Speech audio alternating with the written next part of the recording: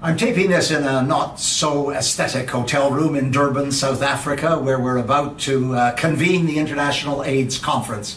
And you will know that over the last several months and years, the chorus of the AIDS establishment has been the end of AIDS by 2030, and if we fast-track it from now to 2020, we'll undoubtedly reach that target.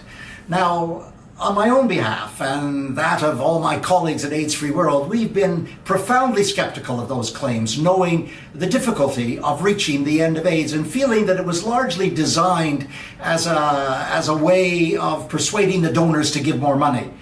A persuasion that isn't working, by the way, as I shall show in a moment or two. And because of that skepticism, we were quite taken aback by being vindicated just a few days ago when UNAIDS released a report called The Prevention Gap with 4 startling revelations. Number 1, prevention has stalled.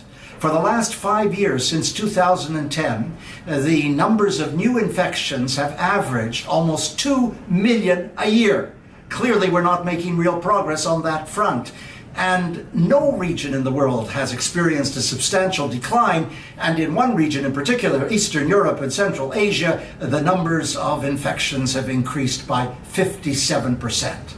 Number 2, more than a third of the new infections are coming from the so-called key populations, the gay men and other men who have sex with men, and sex workers and injecting drug users, and prison populations and migrant populations, who now constitute the core of the increase. Something, again, which is desperately difficult to deal with and hasn't been adequately addressed. Number 3, amongst the adolescent population in sub-Saharan Africa, of all the new infections, 75% are young girls. So again, the extraordinary vulnerability of women and girls, which has been part of this pandemic from the time it began, has never adequately been addressed. And finally, the dollars. The international community is declining dramatically in the aid it provides. It gave $10 billion in 2013, $8 billion last year, 2015. And while some of the money is being made up by the indigenous budgets of the low-income and moderate-income countries, they're just too poor to be able to sustain it. Now, I understand the money has to go elsewhere, mostly to refugees and terrorism these days, but for a disease that has already killed 35 million people, my God, that's the population of my country, Canada.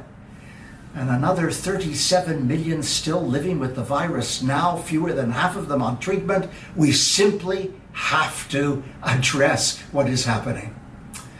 Everybody expects this International AIDS Conference to be a turning point. I hope it is, but I kind of doubt it. There's always such a stark contrast between promise and delivery. That was last week. I'm Stephen Lewis.